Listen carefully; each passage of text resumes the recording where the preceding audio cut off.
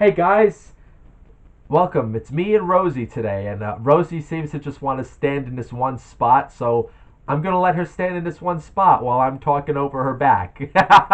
So, look, I just want to do a DLC of my last video. I was talking about Venezuela and our constant wars and the lies and deceptions and why I choose not to cheer it on. So, I just want to tell you more about why I don't believe in the I support my troops mantra or thank you for your service mantra anymore.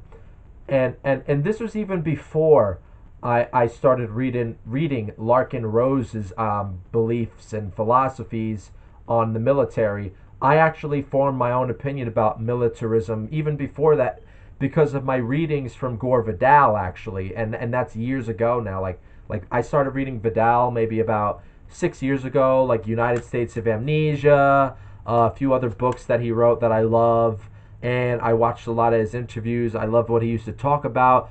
A lot of Republicans didn't like Gore Vidal. They cornered him as this leftist, and the leftists didn't like Gore Vidal either because they would label him as an isolationist Republican. So he was none of the above. None of the above. He was telling the truth. He was and frankly in his book when he was describing about isolationism, the Republicans used that term isolationist to shut down any conversation about not having global trade, not having wars all over the place. So they used a negative word like isolationist to shut down any debates about that stuff. Um, but secondly, what was I saying? Um, yeah, I'll talk to you guys in a bit. I'm doing a video. I'll get back to you. I'm doing a video. Okay. Yeah. I'll get back to you in a bit. Okay. Okay. Yeah. So anyway, I'm sorry about that. So what I was saying was, let me get Rosie in on here. So what I was saying is, his father was a congressman, I believe. I forgot what he was in Washington. Gore Vidal's father, and they deemed him an isolationist, but it was like Blue Fortress America idea that we should just mind our business, we should just do our thing. I believe in that still. Gore Vidal believed that to his death, and I think he was right. And he nailed America when he called us the United States of Amnesia because, like, look what's going on with Venezuela. Like I'm saying, it's the same playbook as what the government did with the Middle East wars, and people seem to have forgotten that. Even people who, over time, now they say, "Oh yeah, I see through what the government was doing with the Middle East, and I don't believe in half of the shit they did, and it was all about the Patriot Act." But these same people now they believe the bullshit about Venezuela, and I guess it's going to take them another 20 years to realize that this whole Venezuela thing is just another fucking bullshit thing. Americans are strange. I don't understand their memory, like how it works. I'm sure in the future people are going to look back and read up on the population, and they're going to find in the old poop system there was something in our food messing with our memories or something. I don't know. But anyway, I digress. um, so the reason why I don't use those mantras, I support my troops, thank you for your service anymore, I used to be like that as a teenager, actually. Believe it or not, when I was young, I was obsessed with war. I was obsessed with soldiering. I used to love Call of Duty. I used to dream about like dying in a war and being a war hero. I used to be obsessed with like the rank sergeant because it made me think of like a master sergeant, stuff like that, like from a video game. And I used to wear like a camouflage little jacket, and I patched all the ranks and all the insignias on it, like, and we went to West Point at one point for a couple of days when I was like 9 or 10. Like I was obsessed with militarism as a child, and I wanted to join the military.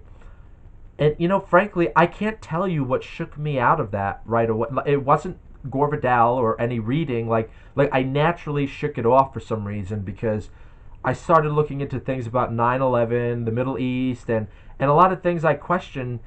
And the more I found, you know what I think it was? The more questions I had, and people didn't have answers for me, or they would get angry at my questions, or annoyed at them. I started to realize, like, nobody really seems to have an answer to what we're fighting for anymore. Like even World War II, like I'm sure we could talk about like the propaganda of World War II, like how we dehumanized each other at that time, dehumanized the Japanese dehumanized us, we dehumanized them, the Germans, so on and so forth, and but at least the propaganda. This is where I'm going to get Orwellian on your ass. At least the propaganda made some sense at that time, you know. But the propaganda now is bad, and it becomes obvious if you really look, and the cracks they start to show, and then you hear about. I think also I started hearing like about like all these soldiers who killed themselves, and the post traumatic stress disorder, the Vietnam soldiers, how they felt about Vietnam. Um, and I started to say like, if what we've been doing has really been so honorable and heroic, why is it that these soldiers are killing themselves and feeling this way? And why is it that there are so many homeless veterans? And look, I feel for the homeless veterans, but at the same time now at this point, it's like, look, the warning signs are there about how the government treats you. I mean, when you were a kid in the 80s, I guess you loved GI Joe. I mean, it was government issued Joe. But even when I was a kid and I used to hear about GI Joe, like I didn't think I just thought it was cool action figures, military. I wasn't a GI Joe fan as a kid though. I was more of a video game military guy, like with Call of Duty and stuff. But like but right there, like government issued shows you that you're just a piece of property.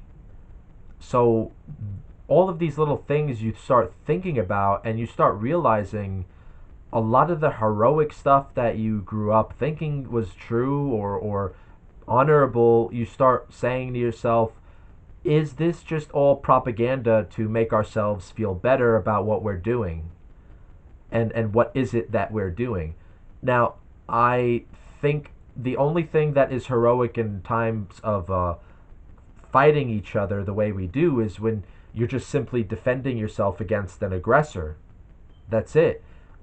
But like what we did to, I think another thing that shook me a little bit was for years, like as a child, I believed all of the stories about Pearl Harbor, about World War II, and I started to look into it more. Now, I was in high school, had to read some stuff, write a couple of essays about, and I chose to write about like World War II. I read a dopey ass Bill O'Reilly book about World War II, and like I started to, after reading Bill O'Reilly's books, it made me want to read more things about it that didn't make sense. Like it said, you know how they always use that thing where, oh, if we didn't use the bombs at Hiroshima and Nagasaki, we would lose 1 million soldiers. That was the justification for what we did, right? And I says, what do you mean? Like, why would we lose 1 million soldiers? We were going to storm the beaches of Japan, and apparently that's what everyone says. Yeah, well, we would have stormed Japan. And something about it just came off to me, So I found a book. I have the book. Let me get it real quick. I got it in here. Hold on, guys. Stay with me. Stay with me. It's right over here. It is called the. Are you guys still there? Don't go, guys. I'm sorry. I didn't plan this. It's just all this came back to my memory, okay? So I didn't plan this. Sorry I had to walk away like that. But look, it's called The Decision to Use the Atomic Bomb. It's a big book. And the Architecture of an American Myth by Gar Alperovitz. I read this a long time ago now. I guess, you know what? I guess now thinking about it, maybe it was this book. No, it couldn't have been, because I remember being skeptical about the military when I was reading this book. So I can't tell you the exact pinpoint when, the propaganda broke out of my mind for loving the militarism so much. But like in this book, he shows you actual documentation that proves that we didn't have to do Hiroshima and Nagasaki. And a lot of Republicans will bash you for this because they'll say, "Oh, you just want to hate America. You want to have another reason to hate this country. You're unpatriotic. You're this, you're that." No, if evidence comes up that disproves something that we've believed for years, and if the evidence is substantial and it makes sense, quite frankly, um, that has nothing to do with me hating this country. So the evidence in this book, from what I remember, is there were letters. There were letters with the Truman. He had a guy who was going to Japan, the ambassador to Japan at the time. And I forgot his name, but the ambassador was telling Truman, he was saying the Japanese are at their wits. They are ready to surrender. I think even in July or of 1945, it was a few months before the first atomic bomb. Uh, the emperor himself was sending a letter to Truman that he was ready to surrender. Like, the documentation is here. It's here. So Japan was at its wits, and Truman was ignoring it. He didn't want anything to do with it. He viewed Stalin as a coming threat, and he wanted to do basically what it came down to was he wanted to use the atomic bombs on civilian populations to scare the Russians. That was it. It had nothing to do with sparing 1 million American soldiers. The Japanese were at their wits' end. They were running out of oil. They were fucked up pretty much from their tours in China. All of these things that were happening to the Japanese. He wanted to send a message to Stalin. Now, you'll say, well, Truman is being a leader. Dude, you fucking dropped a bomb, atomic bomb, on civilian populations. Come on, don't justify that to me. That's like saying the Crusades were justified, and if I call it out, I'm a anti-Christian and I'm a pro-Muslim. Like, no. It's like, where in the Bible does Jesus say you have to take up the sword and kill a bunch of heathens? Like no, dude, no. Saint Aquinas, only defend yourself. A just war is when you have to defend yourself against the aggressors. Now, so the evidence shows that, and people still, especially the Republicans still believe that Pearl Harbor was a surprise attack, that we had to do Hiroshima and Nagasaki because, frankly, the Republicans' historical literacy is only Bill O'Reilly level literacy. I'm sorry. If you hate me for saying that, I'm just speaking the truth. It's just Bill O'Reilly literacy for the Republicans now. Republicans used to be more literate. They used to love David McCullough. My grandpa has all of David McCullough's books, from John Adams to the Bridges books to 1776. I've read some of McCullough's books, John Adams being my favorite of his books. You don't see them bring up books like that anymore, or any books at all. At all. Some of them might show that they got books on their shelves, but they don't want to know truth. They're just finding stuff that solidifies their belief system. And you see, I didn't do that. Like, something in me, I just became a pain in the ass where I just started questioning things, and I noticed my questions annoyed people. I'm like, well, why is that? Because if my questions were easy to answer, it wouldn't annoy people so much. It'd be, gee, you're an idiot. It's simple. It's just this. That's all. That's all it was. But it's like they get angry at you when you ask certain questions, like you're being unpatriotic or you hate your country. Like, what is telling the truth about what happened to Hiroshima have to do with anything? Like I think it should be a lesson. Like should we look at the monster we unleashed with the nuclear weapons? So, what am I trying to say in this video? Look, I'm not talking shit to you if you're in the military, but we have to be honest now. I think it's irresponsible.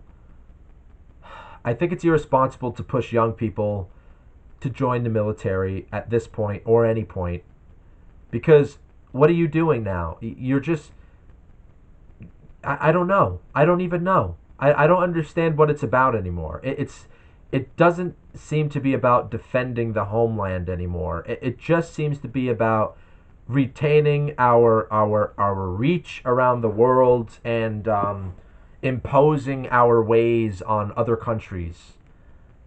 It just seems to be like the Roman Empire with smartphones, laptops, and drones, missiles, guns. Like imagine if the Romans had the technology we have. I think the Romans would be us. It's like that scene in The Sopranos when Tony and his crew, they were beating up on that Hasidic guy because they made a deal with the father to have 25% of the motel if they were to beat up and get the Hasidic man to divorce his wife. The Hasidic man was telling him about, I forgot which battle it was, but he says there were 900 Jews against 15,000 Romans. They fought with them to the end. They would rather have died than be slaves to the Romans. And then he said, where are the Romans now? And then Tony said, you're looking at them. Remember that scene, guys? Like that's how it feels like in our life right now. It's like you could say the Romans are gone, but it's like then you look at America and it's like, nah, man, the Romans are still here.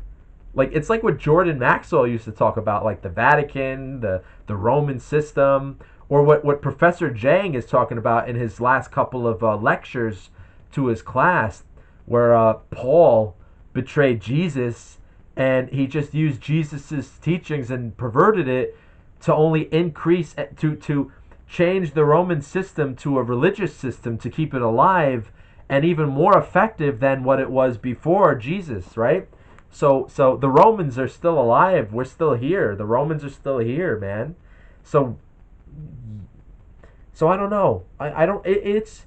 I'm not telling people what to do. Like, if you're gonna join the military, go for it. But I just don't understand why. Like, even guys who fought in Vietnam and they feel the way they do, why aren't they telling people don't join the military? Like, it's not good. Like anything but the military. And very. I think the media does a very good job at hiding these kinds of veterans that do talk this way, and there's only a few anomalies once in a while. Like, do you remember that English veteran a month ago or so in England? He was on the news, and they were asking him these questions, and then he said, all the boys that died, all of the men who died, we died for nothing. He says all of it was for nothing.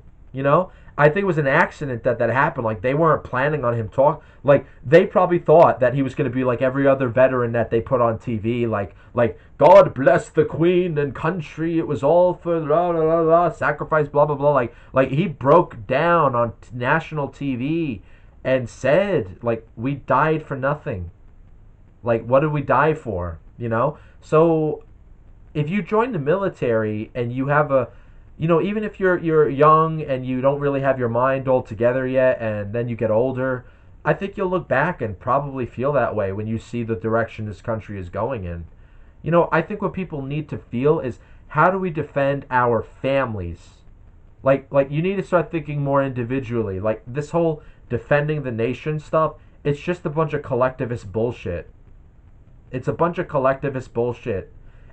And you're just being pawns to enrich the powerful, greedy, mean penguins and jokers of the world. And you know what? Even the Joker has more honor than these people, because he's just a madman who just is angry and like the book said, death is a punchline for him. So even the Joker has more class and principle than your average politician, who will have no qualm sending your little boy, and now that we have to be politically correct, we'll send your little girl to the meat slaughter. Although I'm sure the girls have even a special little thing where they could just stay in office and press buttons to shoot people. I think I talked about that in the video, but that's for another time. But I think we need to start having a Waltons get together. We need to start thinking like the Waltons. You know what I mean? We need to go back to Americana individually. We need to look at the Amish with respect. All I see people are talk about the Amish with disrespect. Now, there's people living like that still now, without all the conveniences that we have, and they're still as strong as ever. I think the Amish deserve some respect for that. And you see how the government treats the Amish. I forgot what state it was, but where they had the flooding and the Amish were building the homes for the people for free. And then the government came in and they tore down the housing because it was against the whatever. I mean, that's disgusting. That is disgusting. And if you join the military or you vote, basically, guys, that's what you're supporting. You're not supporting guys like the Amish who are building homes for those people. You're supporting a system that will keep money away from people who lose their homes from floods. You're supporting a system that will want people to be on a 50-year mortgage to own a home instead of having help from Amish people, for example, to have just basic housing. You're supporting a anti-human, mean ogre of a system when you join the system. Like, you might be innocent, you might not be harming anybody yourself, but just be aware of these things and stop living by the lies. Now, if you have to do these things to earn a living, like, I'm not saying don't, but I'm saying don't also join in on pushing the lies. Be aware of what this really is, all of this. Stop telling your children this is legitimate, this is normal, this is how things are. It's only going to stay that way because you have a limited imagination. Teach your children to have a big imagination. Not that they're all going to be rock stars or something. No, I'm not. I'm saying we need to go back to our roots about caring about our families and about operating on a more individual, not collectivist style. Alright, guys, so that's enough of my bullshit for today. I hope you enjoyed it. Let me know what you think in the comments. Thanks.